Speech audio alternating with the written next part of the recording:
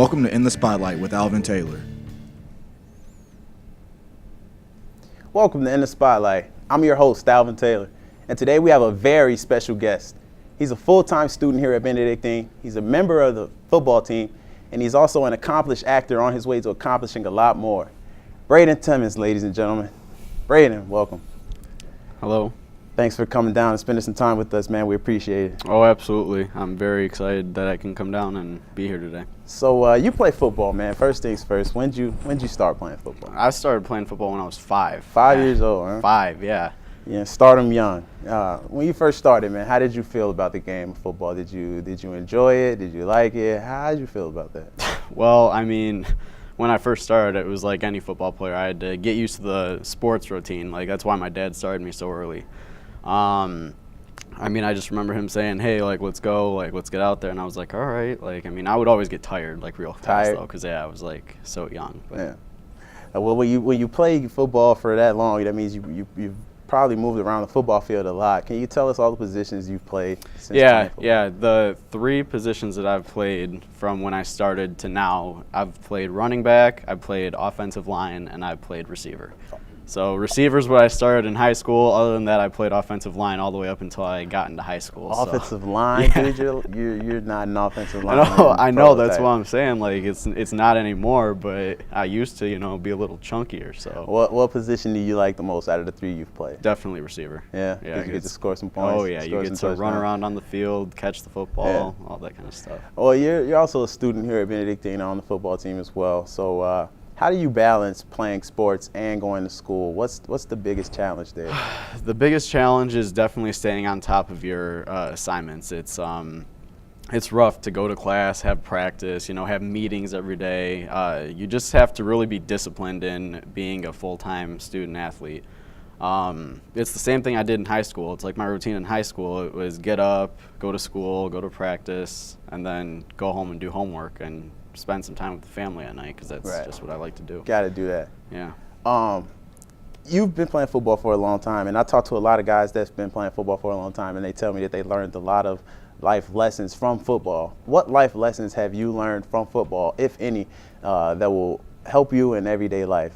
It's definitely been to work well with others. It's taught me to, come together with people. It's like you spend so much time with them, it's almost like you're working with a family. So it's like from day one to the end of the season, it's like you come in barely knowing anyone. Right. Yeah, and then by the end of the season, it's like we're family. And, you just always want to be there for your brothers. Even if they're struggling in a class and, you want to go study with them, then it always just brings people closer together. So That's a beautiful thing, man. It really is. We have a lot of people who are looking down on football right now because of concussions, injuries, or whatever the case may be. Would you recommend football to the youth, to the kids? Do you recommend someone signing up and playing football? I would definitely recommend it. Why? Because number 1, it's fun. I mean, number 2, like I said, it helps bring kids together. It definitely opens like certain relationships to kids. Because a lot of the kids that they're gonna play with when they're younger, then they go to school with them. So exactly. Mm-hmm. Real quick, one word: who wins the Super Bowl this year? Maybe the Patriots again. Patriots. I'd call it the Patriots. I mean, they're playing really well right now. So Patriots. So, we're gonna go with that one. That's all the time we have for right now. But we'll be back with more In the Spotlight with Braden Timmons.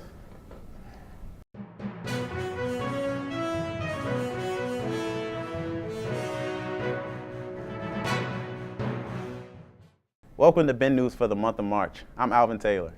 And I'm Rebecca Watson. Here are your top stories.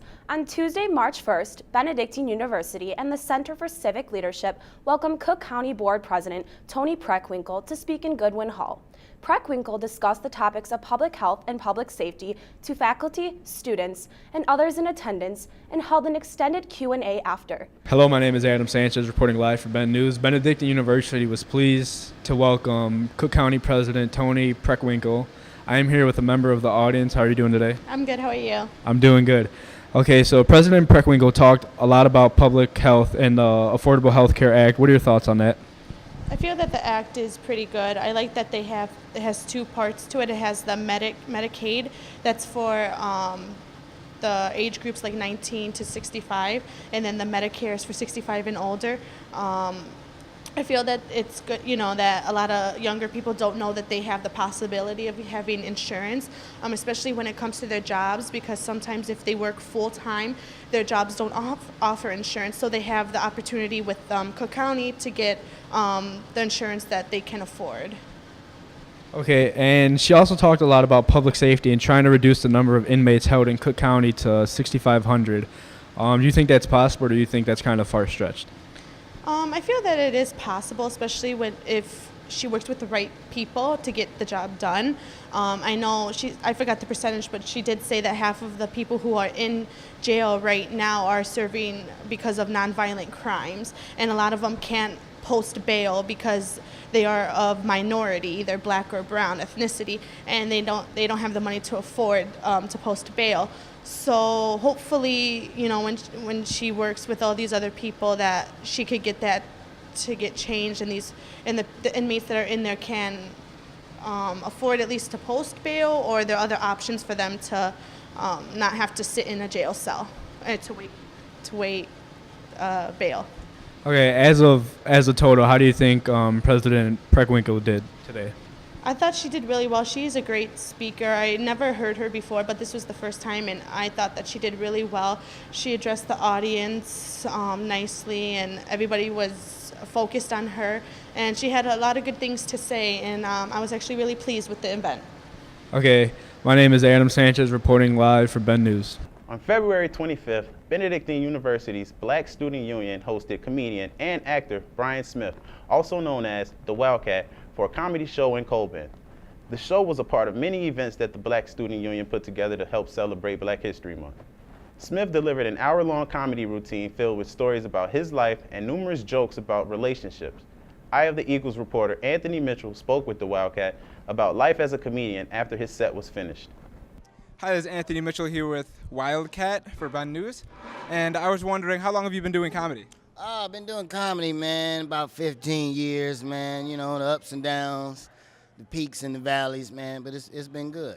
Is this your first time here in Lisle? Yes. I'm pretty sure your first time when you got here, too, right? Nobody comes to this town on purpose, man. It's all accidental, But no, I think I did a show here years ago, and maybe some theater or whatever, but yeah, this is a special place, yeah, special. Yeah, where can we find you? Oh, you can check me out on wildcatcomedy.com or actorbriansmith.com. Also Facebook, Brian the Wildcat Smith. Twitter, Instagram, DA Wildcat. I'm also bringing MySpace and Black Planet back. We're going to take it old school, so you can check me out on that. But check me out on the new Shaq All-Star Comedy Jam. This should be coming out maybe this summer. I won the 2015 Shaq All-Star Comedy Competition. That's a nationwide competition. They take comics from every major city. I won my city, then I went to L.A. and won it. So, check me out on that. Watch out for that. Brian Smith or Brian the Wildcat Smith. That's the name. All right, thank you for your time. All right, thank you, buddy. Benedictine held an event called Clothe the Naked on Thursday, February 25th. The purpose was to make pieces of clothing for the less fortunate. Those involved in the event helped make dresses and other clothing out of pillowcases and other materials. These clothes will be sent to children in Haiti sometime in mid-March. Kelsey Barrera spoke with me about her involvement with the event. Hi, my name is Rebecca Watson, reporting for Eye of the Eagle News. Today I'm here on the 4th floor of Kinlan at an event called Clothe the Naked with a girl named Kelsey Barrera, and she's going to tell us a little bit about this event for those of you who do not know what Clothe the Naked is. So Clothe the Naked is a ministry-sponsored event for this Year of Mercy. Pope Francis declared this year as a Year of Mercy, and Clothe the Naked is actually one of the works of mercy. So with Clothe the Naked, the specific event that we're doing is a pillowcase dresses for Haiti event. So we have students come in, learn how to make some pillowcase dresses, and we ship them off with a group from St. Thomas who goes on a trip to Haiti, and they actually bring it to this village where one of Benedictine's former students is actually from, and they bring it to this orphanage for the little girls, and for the little boys they also have some polo shirts and shorts and some toys that they give off to the children too. That's really great. How many dresses do you guys expect to make today? Today we have quite a few people, so hopefully we can make about 20. Usually they do take maybe about 1 or 2 sessions unless someone's really intense and like back off away from my machine, I'm going to finish my dress. But usually when we end up sending them to Haiti, it's maybe around somewhere close to 50. So definitely all of the girls will be getting dresses. There's going to be a surplus of it too. That's really great. So what is your role in this event today? My role in this event is just kind of a coordinator for the event. I'm actually the peer minister for liturgical ministry and campus ministry, but this Pillowcase Dresses for Haiti event has kind of just been handed down to me ever since I was a freshman, and it's very close to my heart, so it's something that I do plan to keep with me while I'm still here until I graduate and even check back on after I'm done and I come back and just take a look at it. That's really great. And obviously this isn't the first event. When do you guys expect to have the next Clothe the Naked or any kind of event like this? We're definitely planning to have another event sometime before spring break because that is when the St. Thomas group is going to be taking their trip down to Haiti. So definitely keep an eye out before spring break for any advertisements. Great. Thank you so much for your time today. I'm Rebecca Watson for Eye of the Eagle News. On Wednesday, February 24th, the Department of Biological Sciences and Jericho Sushi Nature Museum ran a scavenger hunt to help raise awareness about Darwin Day. In the museum, students were given a questionnaire and told to find animals in the museum that fit the description.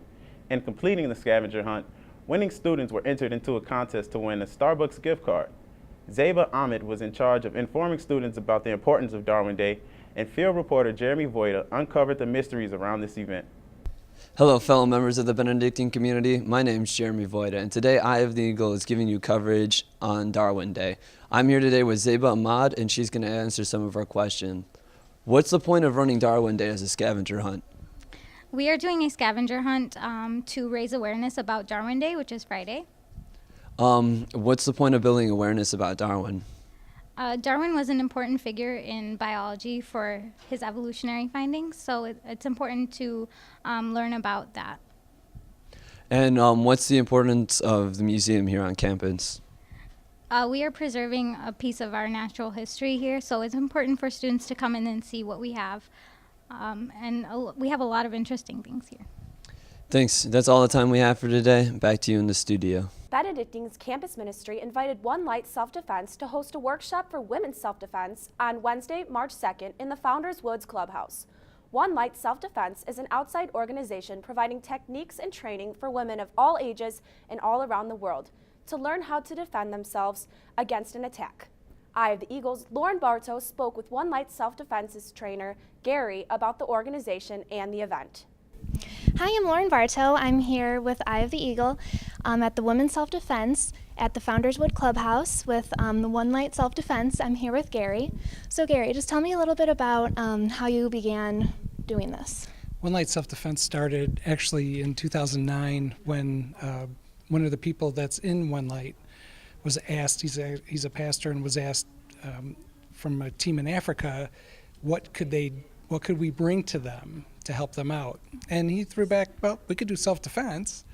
And a little while later, they came back and said, sure, why not? So then that's really how it began. So we went over to the slums of Mathari to teach the girls their self-defense. And then we learned not only does it happen in Africa, but of course it happens, unfortunately, just as much here. So then that's when we started the One Light Self-Defense to show people in the U.S. how to protect themselves. So what exactly do you do for the self-defense? Like what kind of things do you do throughout this program? We try and teach release and run because we don't have enough time to teach somebody how to get into a fight with someone else, especially because the attacker's probably bigger and stronger than they are. So we wanted to make sure that people can do something that's effective to get out and get back home.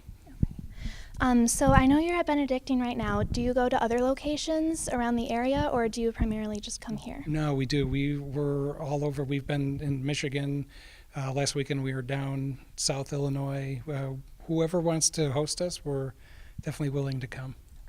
All right, well, thank you very much for your time. I'm Lauren Bartow here with Ben News. With the spring ball approaching in April, the programming board at Benedictine hosted a farmers market fundraiser on March 2nd.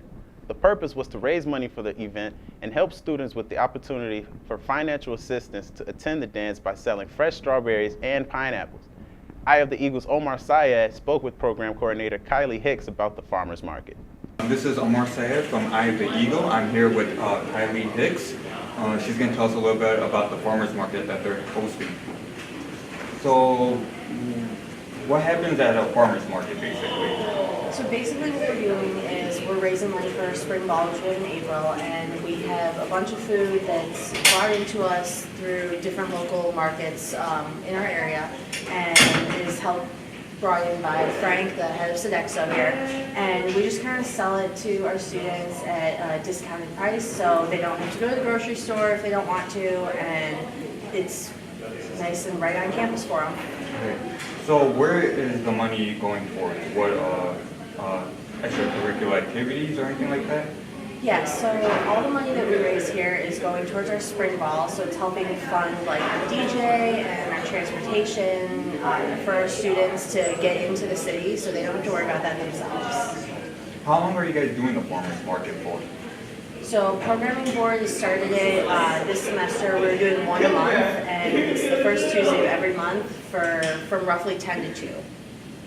Do you know how much money you guys are expecting to raise? Our goal is a couple thousand overall, so we're pretty on our way to our goal, so pretty happy about that. Well, there you have it. This is Amar Saif from Benue News, and I'm once again here with Kylie Hicks. The Benedictine men's basketball team finished the regular season as NACC champions with a record of 25-0, the most wins in school history. They also started postseason play strong by winning the NAC tournament as well as their first game in the NCAA tournament, bringing their record to an impressive 28-0.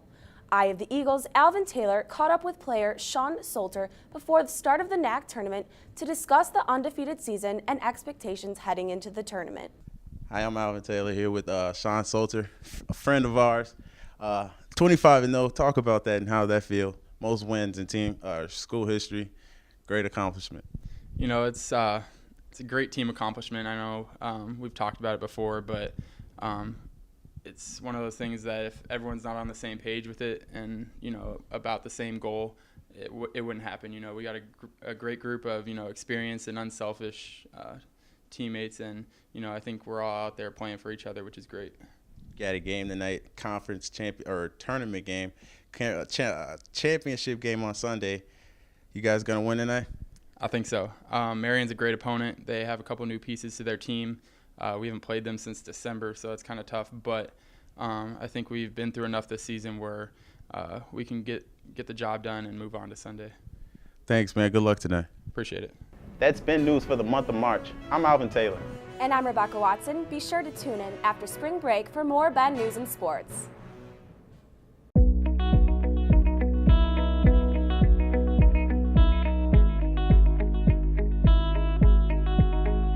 I'm gonna go home and visit family and just go out and hang out with friends, I guess. Plan on playing lots and lots of baseball. That's about it. Actually, now for spring break this year, I think I'm just gonna chill. I don't know what I'm doing for spring break. I am going to Florida, actually, right by Orlando. What are you gonna be doing there? I'm coaching softball, so I'll be mostly on a softball field, but then half the time I'll be on the pool, by the pool. So. Well, we're planning right now to go to Florida. Well, since the university has seen in its wisdom to combine spring break and Holy Week this year, I am going to have the wild and crazy spring break of your dreams in fear and contemplation of my sins in church, probably all week, you know, depending on how many services there are. So. I just plan on going back home and working all spring break.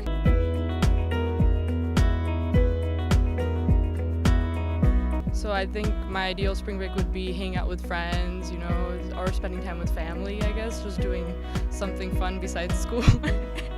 If I go anywhere, I'd probably go to Paris. I think going to Paris for spring break would be good. You could go there for a week. It wouldn't be too much of a stress on you when you came back. So yeah, that's where I'd go. I would probably go to Cancun. Why do you want to go to Cancun? Because it's beautiful and it looks relaxing. Cancun, Mexico. That'd be fun. I would probably have to go back to high school and do one of those senior class vacations because I was always busy on spring break and I miss missed out on that opportunity, so that would be it. Back to Hawaii. I'd honestly probably want to go to Puerto Rico. Why would you want to go to Puerto Rico? Because there's some very attractive ladies there, and it's always nice. So that'd be cool. I think I would like to go to Cancun, Mexico. I probably want to go to Dubai. Because in my eyes, I mean, statistically too, it's like one of the most wealthiest, richest places in the world. So Fiji.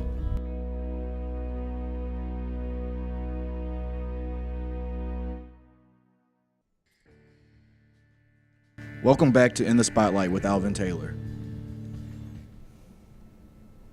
Welcome back. I'm Alvin Taylor, and we're here with our special guest, Braden Timmons, who's a student, actor, and athlete. And right now, we're going to talk about his acting career. Braden, you've been in a lot of things as an actor in your short career. I'm just going to list off a couple of things so that people can know some of the things you've been featured in. You've been featured in NBC Chicago PD. You've been in a variety of commercials, including one for Google. You just finished filming a movie named The College Girl, which is set to be aired on Netflix in 2016. You have a web series that you're currently shooting right now that's set to air December 6th. You're performing in a school play coming up next month, December 11th, and you just got accepted into Chicago Actors Studio, where you're going to be studying drama. That's a pretty big resume for someone your age. So first things first, when did you start acting? When did you get into it? Honestly, I started acting last year as a freshman here, and when I was here at Benedictine, is when I first got my first role on Chicago PD. And I saw it, I saw the set, I saw everything, and I saw how the actors acted, and I was like, holy cow, like this is something that I really would like to do outside of my current studies. So, you know, I kind of went out and, you know, did what I could to find work, and I ended up finding a solid amount of work. So yeah, that's for sure. So NBC was your first time. It was. How was that? Can you talk to us about that, working with NBC? Yeah, I thought it was really cool. Like, I got to the set. I mean, we filmed at the Field Museum that day. It was like a shootout scene for Chicago PD, and like I just thought it was just a massive scene, and I was like, I just saw all the actors, and I froze. It's like I got like stage fright because I was like, whoa, like. Right, yeah. But it was just awesome. That's the first thing I did, like I said, and that kind of helped me, you know, get started into the acting. So why do you do it? Why did you decide to get into it? Is it just something you thought would be fun? Is it something you've always wanted to do, or what? Well, when I was younger, I definitely thought about going into it. I just never really, you know, decided to take that extra step. And then when I'd gotten casted as the extra part in Chicago PD and saw everything, I was like, okay, this is definitely something. And I actually met a producer on the show that actually helped me get into all the like casting companies throughout Chicago. So I signed up for them, and that's where I find a majority of my roles. So solid. Now, when you do something out of the ordinary like acting, you have a lot of people that tell you, you know, you can't do it or it's never going to work. Have you ever had to deal with some naysayers, some haters, if you will? Absolutely. I mean, it's just that you have to overcome that. People that doubt you, like, it's like people like that just don't realize how much time an actor puts into stuff, especially me being a full-time student and athlete here at Benedictine and acting on the outside. It definitely is time-worthy, and people just don't really go out and chase their dreams. Like, it's definitely hard. Like, people could talk about, oh, I want to be an actor, but you really have to take that extra leap to go out and do that. Exactly. And you said there's a lot that goes into it. What's the hardest part about acting, would you say? The hardest part about it? It's definitely, I wouldn't necessarily say the memorization or like working with other actors, because it's like once you get on set, it's like you're working again like the team, just, you know, really long. So, but I mean, it's not really the hardest. That bad, yeah. Well, we appreciate your time, Braden. You've been an excellent guest, man. Thanks for coming down. Oh, yeah. That's all the time we have for In the Spotlight. I'm your host, Alvin Taylor. Till next time.